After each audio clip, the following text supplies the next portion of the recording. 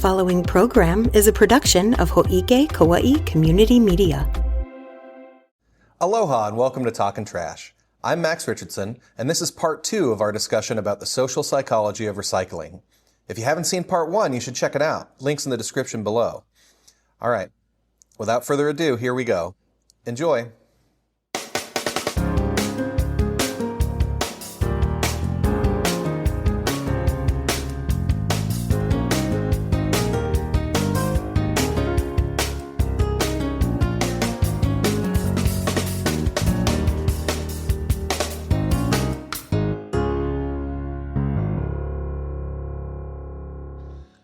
So we've talked about this on the show before. I know we even had a whole episode dedicated to it, but it kind of ties in with today's topic. So I figured we could briefly touch on some of the common myths and misconceptions about recycling, because I know, like you said, people not knowing what happens to their stuff after they recycle it can be a contributor to why they're not recycling. Right.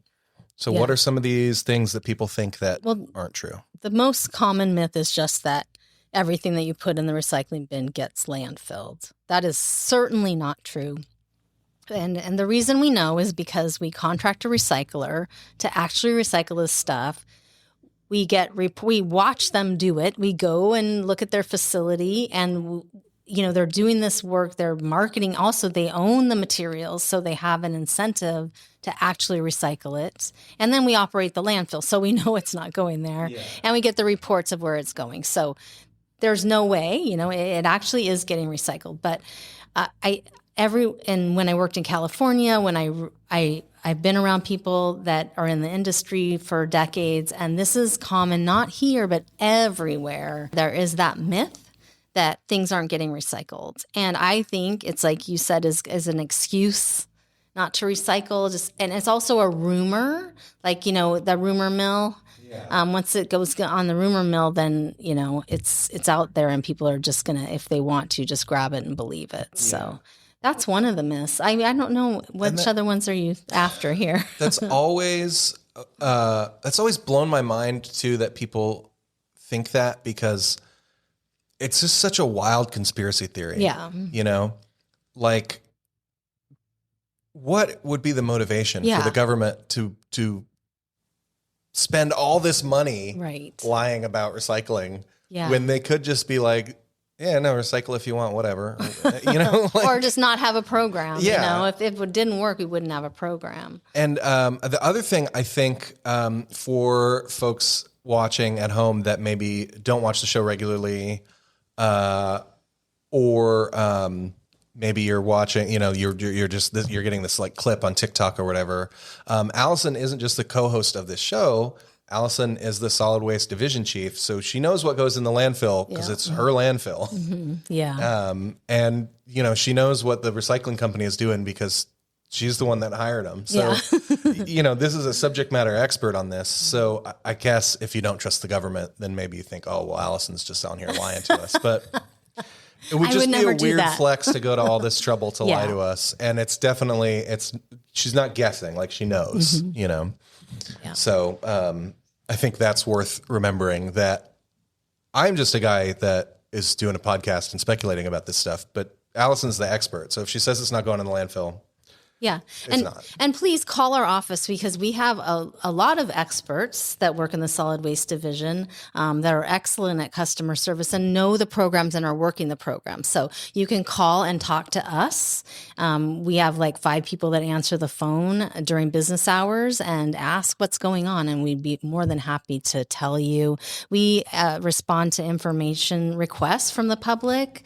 All of the information we have in our contracts and the data and everything is publicly available, because it's public funds that are supporting these programs. So we can get you the information if you'd like to see it.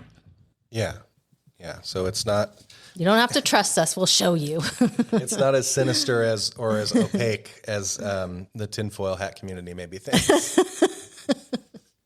And then I guess we talked about this a little bit earlier, but I guess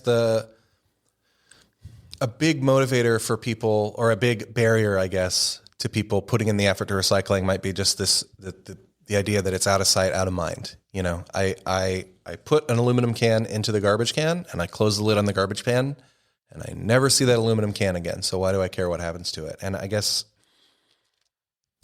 I guess I just said my take on it, but what's your take on how that concept, how that out of sight, out of mind concept might contribute to people's habits? And also, what do we say to someone with that out of sight, out of mind mentality? Well, I think for me, it's more on the trash side that I'm concerned about that. And that's why, like, when I first moved here, trash service was free and you could put as many bins at your curb as you wanted. That's before we had the automated collection. So people would just put 1 million trash cans out and we just pick it up for free. It's like, why even care about what happens to the trash? But since then, in order to fund the program, because it's not free to pick up trash, you think about all the trucks and the guys and like the managing the landfill and the transfer stations is expensive. I mean, our budget is $30 million a year, and that includes we have 70 employees in the solid waste division, and we have 4 transfer stations, a landfill, and dozens of recycling programs, and that's what that money is spent on. So there's a lot that goes into you putting something in your trash can, and a lot of money spent. So we needed to recover some of the money from residents, so we instituted just a flat fee for service, $10 a month per household, and then we went to a variable rate where if you have a big can, you pay more than if you have a small can, and you can opt out and just take your stuff to the transfer station, whatever you want to do. You have choices, but putting a fee on garbage is important because it makes people think about, wait a minute, I do have to pay for this. It's not free to throw stuff away. It certainly is not free to the government or you as a taxpayer. It's not free. So people need to think before they're, first of all, at the very beginning, when they're purchasing something, right? It's like, will this produce waste? There's lots of purchases you can make that won't produce a lot of waste. And if you would allow me to talk about an example that you and I were talking before the show. I would love that. Yeah. You were concerned that you wish Gatorade was in a different package because you don't like plastic. I hate plastic too. And so, but look, I've never seen Gatorade in aluminum. Yeah. I've never seen Gatorade. Maybe I'm wrong. Maybe it's there, but I don't think so. I've never seen it in anything other than that like special like hexagon shaped plastic bottle. Yeah. And like a lot of people like Gatorade, it has the electrolytes, right? It's refreshing, it's thirst quenching, and it gets hot in the summer. You were saying when you're mowing the lawn, you need to have your Gatorade, and I get it. And I had the same problem at home with my husband, was just going through the Gatorades like it was out of style. And I was like, we can't, it's embarrassing. You can't be producing all these plastic bottles. Yeah. We have to do something else. So then he started to buy Gatorade and other performance drinks in those little dry packets where you add it to water. And one barrier that you and I talked about is, the water source at your house. Maybe you have rusty pipes. Maybe you don't like the taste of your tap water. So you might have to get like a Brita filter or some kind of pitcher. You could install a filter or get a pitcher. The pitcher is a very low cost item that you can keep your water cold too in the fridge. And then you can use that to make your sports drinks at home, put them in your flasks and, be source reducing. All you're creating is that little plastic packet, which isn't much. And there's a lot of, if you go online, there's a lot of different hydration drinks out there for sports that have lots of electrolytes that are really great, that I have my favorite, and I drink them all the time and I think they're great, but I'm not producing any plastic. But yeah, that's an example of, your choice as a consumer to source reduce, or even just something like going to the grocery store and not using, because we have a bag law, where we're not doing the takeout bags, which is great. They're banned. And it's so funny. It's been so long. I think we passed that law in 2011.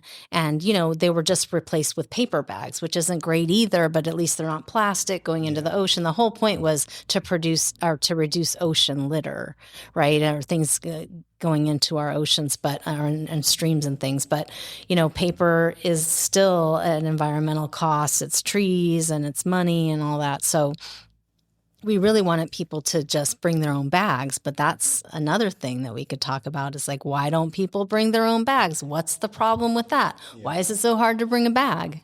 I do have an anecdotal answer for that question, Okay. actually, which is I have in my house, in my kitchen, I must have dozens of empty reusable Walmart and Target and like Safeway bags, because what I do is I think, that's great, to reduce waste and have reusable ones. And so I buy one when I buy my groceries. Yep.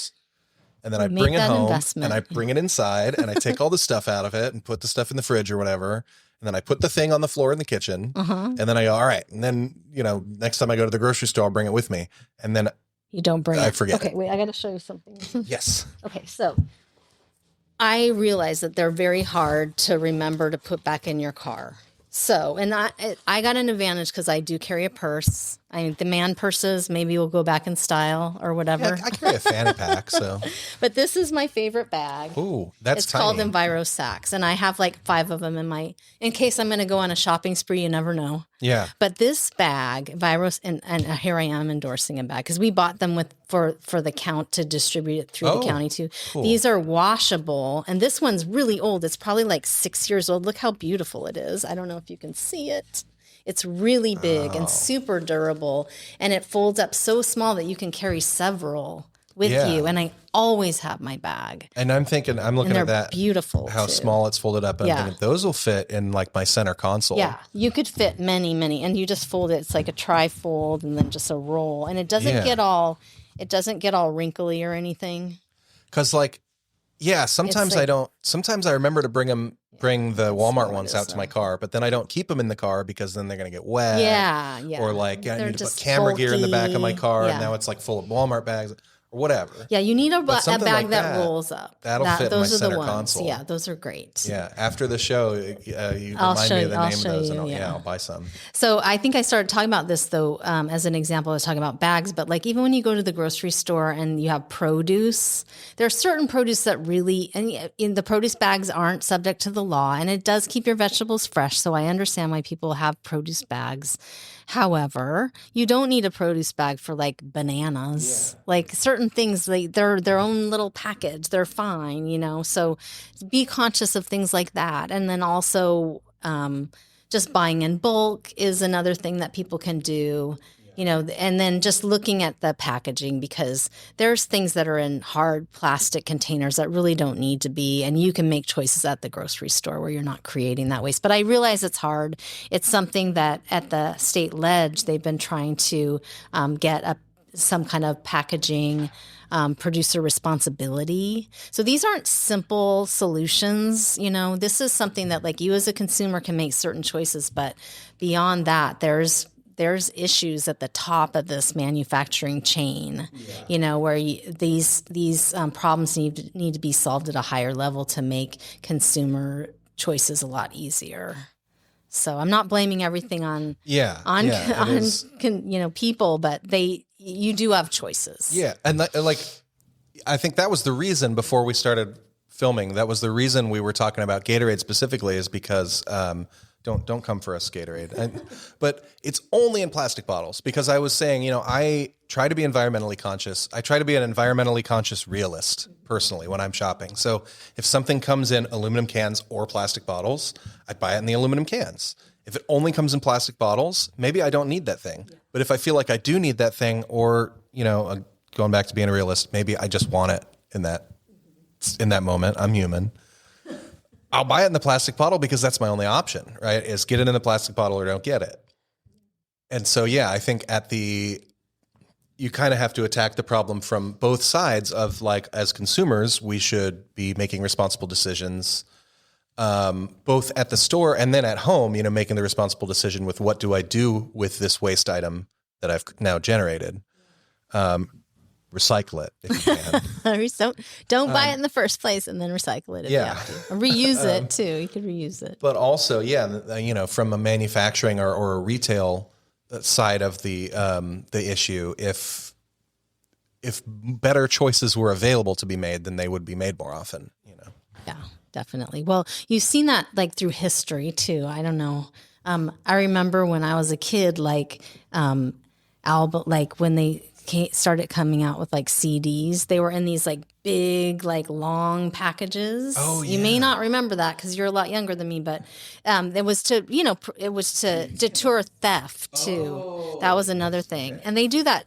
They do that with small things. They have them big. It's not just that, but the music industry has, again, there's a lot of ethic there as far as environmental, and they switched. Like maybe you saw that too with when there were CDs. I guess there still are, but like they used to be not only in big containers, but they were, even when they went smaller, they changed from plastic to like paper.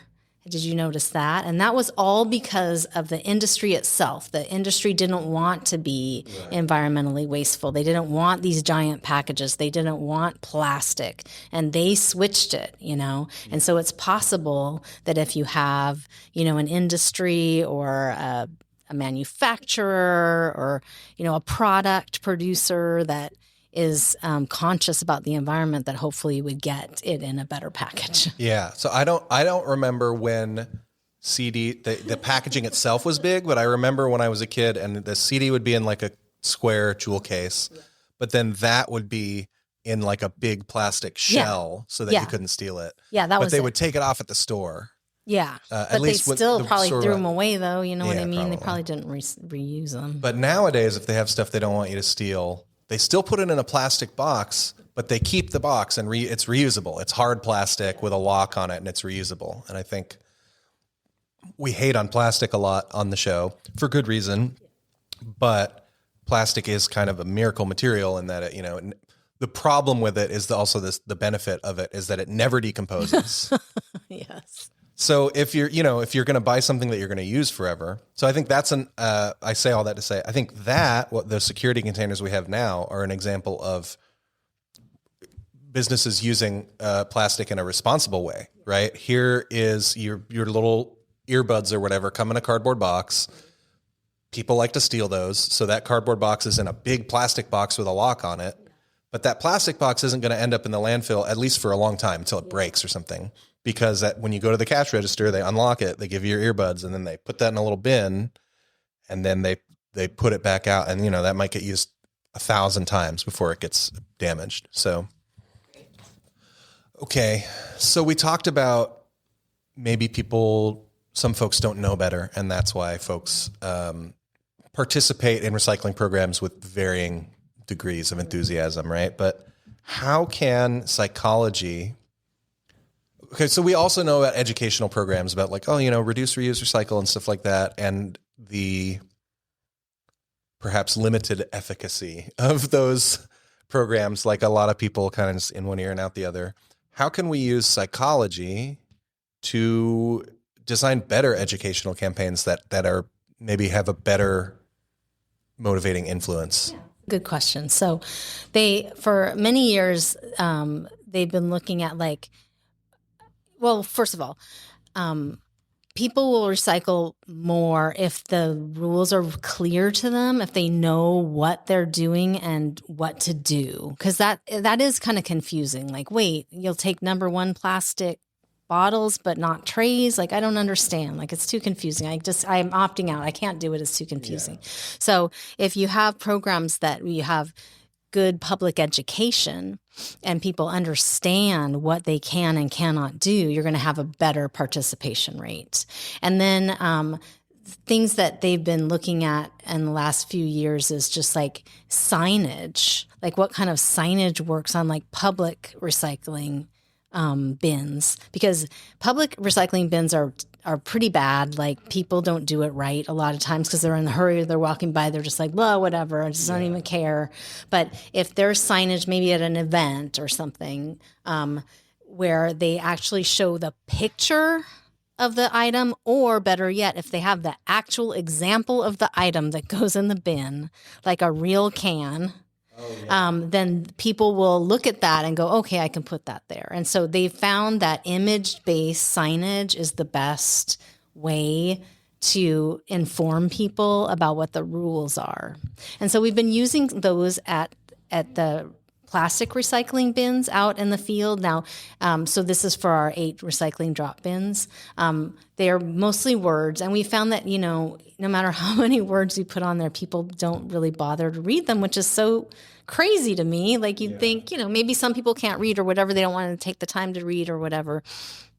But we did make image-based signage for the plastic bins because we wanted to make sure that people understood that they can't throw the trays anymore. We just weren't able to market them. Yeah. And so we're finding that's working pretty well, but even that has challenges. Right. And I've stood right by the bin and told people, you can't do that, see? And they're like, no, and so I'm telling you something that, this works, but sometimes it doesn't work. It's just very hard to get people to do things. I guess, there's no one size fits all, I guess. Yeah. But just trying to research that and what psychologists do is they'll do a study, right? They'll have a control group and then the test group, and they're finding out like who's going to participate more. They're going to a bin that just has words and going to a bin that has pictures. Okay, people are recycling more when there's pictures, and that's where psychology can come in and really find out, what's driving behavior and what's making people do it or not do it.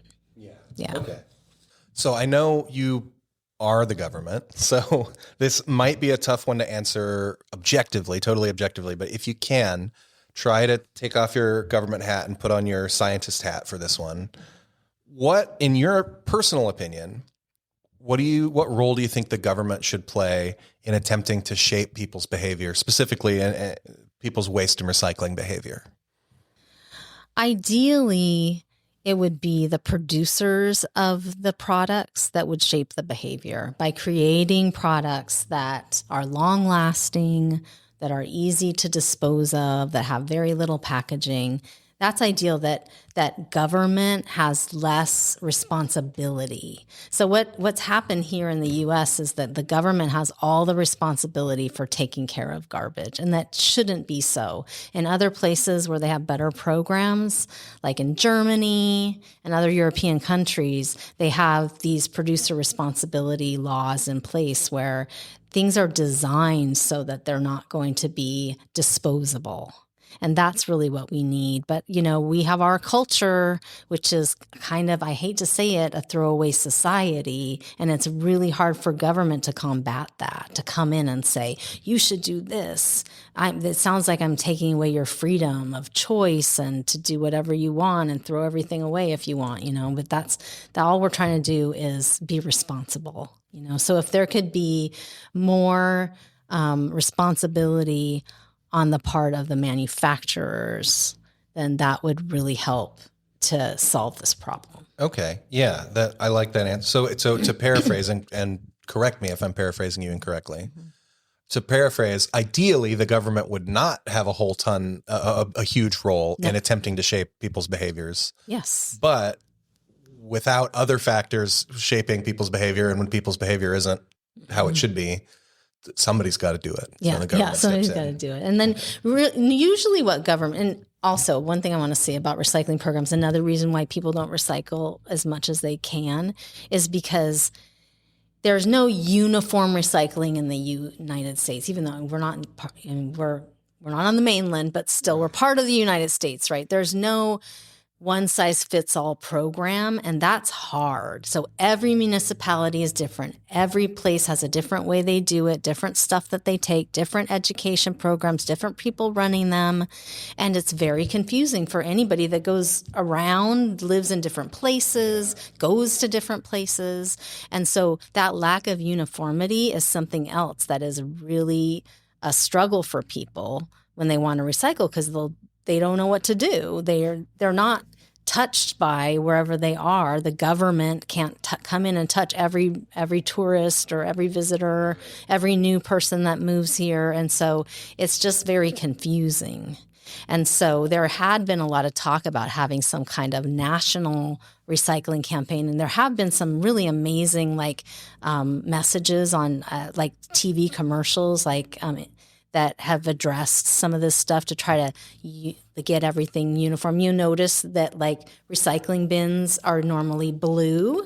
Yeah. So that's part of that was like streamlining of recycling, trying to get every place on the same page. And then green stands for green waste, or food waste. And then black is garbage. So that's something that we've been able to do as a nation, get that together. But that barrier of everything being different and confusing and not the same everywhere is a challenge for people. That makes sense. I can vibe with that because I know, when I first moved here as a teenager, I mean, it was like in California, you have the big blue bin, and whatever it is, if you know that it is a recyclable item, even if it's paper, plastic, aluminum, whatever, soup cans, soda cans, you just chuck it in that bin, and then you're done. Yeah. And then when I first moved here, and I was like, wait, so I have to put plastic in this one, but 1 and 2 plastics in this one, but then 3 through 8 or whatever, not. But then like soda cans go here, but soup cans go there. And I was like, what? It's so much more it's very confusing. And then of course, once you get used to it, it's easy to remember, But it's hard also for the government too, because we have to continue to educate people because there's new people all the time. Yeah. People forget, programs might change. And so we have like our recycling guide it's a hard paper guide that we update all the time and distribute to people that want them. We're not just throwing paper away. Right. And our website's very helpful. If you go on the website, kauaʻi.gov/recycling, we have all the different programs that you can participate in and learn about. But we don't like send stuff in the mail or anything. That doesn't seem like a good way, and so really the website is kind of the main way that we get the word out, and then people can call our office to find out. But it's hard they say that, you should be spending a certain amount of money per person or per household per year to really make sure that they're participating. And some of that could be kind of unaffordable for a small government, Definitely makes sense. Yeah. And there's a lot with living on an island and stuff, there's a lot of things the government has to spend money on anyway. Yes. In your opinion, do you think that the sort of the general attitudes toward waste and recycling are changing in younger generations? I don't know. Sorry. Do you know? I don't know. I don't really know either. Yeah. I mean, talking about being environmentally conscious seems to be more popular in younger generations, but I don't know necessarily what they're doing. I'm I hate to say I don't know. Well, I know people my age recycle, fairly consistently, although not universally. Yeah. I know like most of my friends recycle, some of them don't. Yeah. Yeah. When I went to this conference many years ago, they were talking about the demographics of recycling, and it wasn't what you would think. It was more like older people do recycle because they have the time to do it, and they also had that ethic when they were children, and so they're bringing that back. And that you'd think that people that were younger, that like parent age, like parents of young children would recycle because they want to teach their children, but no, they're too busy. They weren't doing it as much, And so there were certain segments. There weren't everybody. It wasn't universal that, everybody recycles. Yeah. But I do know, as far as, when I first started working for the county, I did actually do school presentations and have kids do tours of the resource center. So I got to interact with a lot of kids, and it is really fun.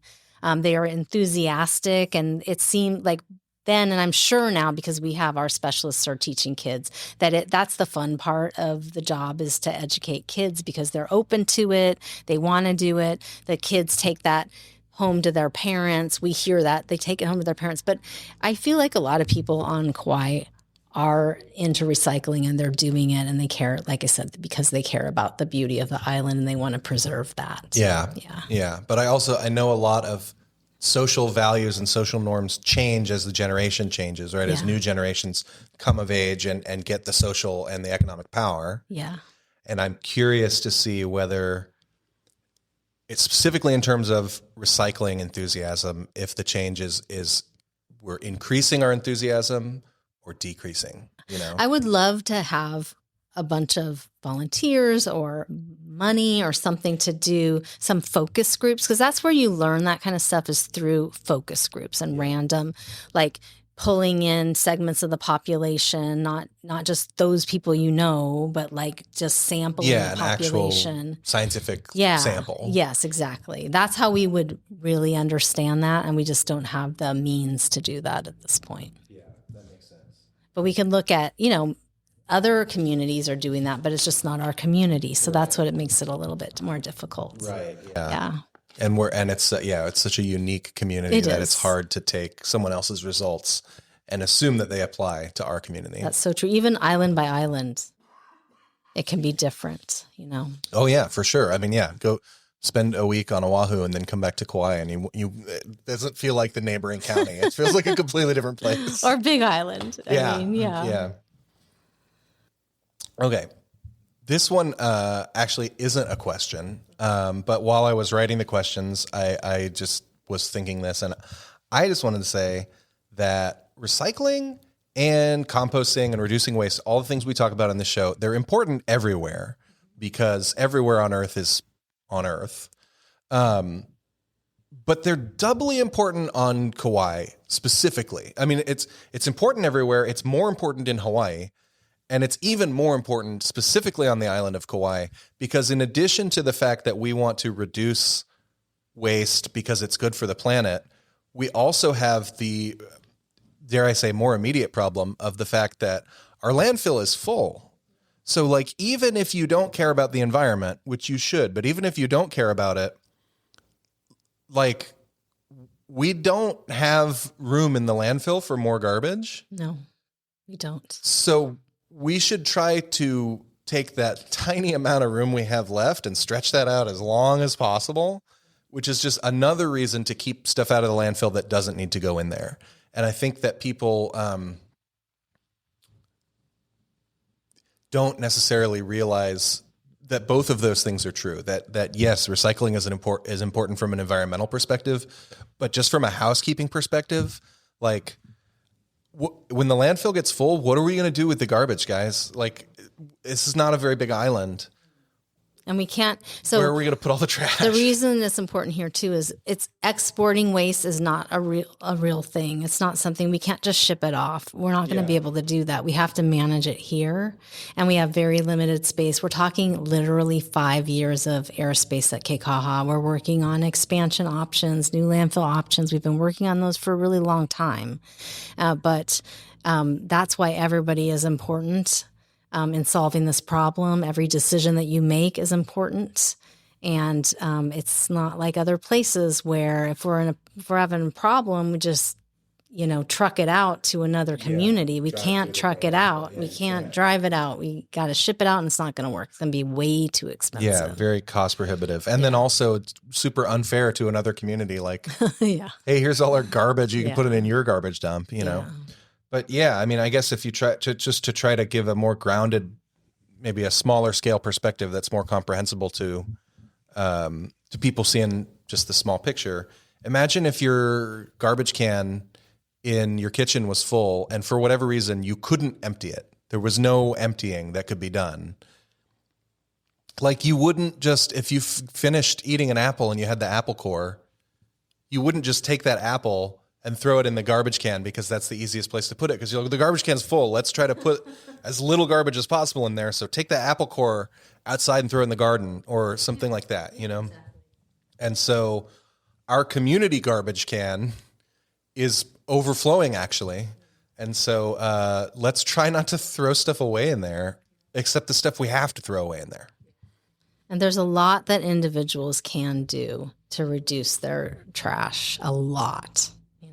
Yeah. And so I remember when I first started asking people, do you recycle? And they say, yeah, I recycle cans, and that they're done. That's it. Cans, But because that's what you get paid back for. Yeah. Who cares about But that whole paper. Exercise of carrying your garbage, packing it out, that kind of thing will make you really understand, wait a minute, there's all this stuff that needs to be taken care of, and I'm the person responsible. I consumed it. Now I've got to manage it. Yeah. And I think, I just can't put too fine a point on, and, I guess I'm sort of grandstanding my own opinion here, but I just can't put too fine a point on the fact that we as a society, as a community, really, really, really need to try to avoid wasting space that we simply don't have. We don't have the space to waste. We don't have the space to use correctly either. So we definitely don't have space to be using incorrectly. Right. Good point. All right. So off my soapbox. If you could change one thing about how we as a community think about waste, what would it be? I would prioritize source reduction because I don't think many people do. I think when people are thinking they're being environmentally responsible, they're ready to recycle. And recycling is the last thing you're supposed to do when you're managing your waste, besides throw it away, of course. But it's reduce, reuse, recycle. And reduce is there first because it is the most important thing. So just not creating waste in the first place. And once you have that mindset, I think it can really change things. So that's the one thing I would like people to actually take to heart, that, buying something that's durable, that's reusable, that's not going to break, that, the difference between having even just a tiny example is we give them away for free, little utensil sets. They're bamboo utensil sets that you can carry in your car, carry in your backpack, carry around. So when you go to get some takeout food, you don't say yes to the plastic fork. There's no reason to say yes to the plastic fork because you have your own fork, And so really taking that to heart and taking action on that is really important. Source reduction. Right? Yes. That makes a lot of sense. So is there anything that I didn't ask you that you wanted to talk about while I've got you here? I think that's it for now. This is inspiring me to really brush up on my research. I'm so busy all the time, putting out fires and make sure everything's running. But there's a lot of good trade magazines out there that, we subscribe to that talk about, how programs are running and what are the best practices and what can be done, and just trying to, brush off all that information and really soak it in is what I want to start doing again. Cool. Yeah. Cool. Well, I'm glad I'm glad this show has inspired at least one person. I'm inspired. Yeah. Thank you. Well, thank you so much for doing this show with me. I literally don't know enough about this topic in general to be able to do this show without you. So thanks. I enjoy it. Thanks for being my co-host. And thanks for contributing specific to this episode. Thanks for contributing your expertise on this unique topic of recycling psychology. I think it's a cool episode. And thank you for tuning in. That's our show. That's all we've got for you today. But tune in next time where we'll talk more trash. And until then, aloha. Aloha. Hōʻike Kauaʻi Community Media's president and CEO is Allegra Gaines. Administrative assistant, Leiko Someda. Production and education services by Roger Olson. Production and IT services by Max Richardson. News and events producer, Trisha Allen. County producer and social media manager, Olivia Franco.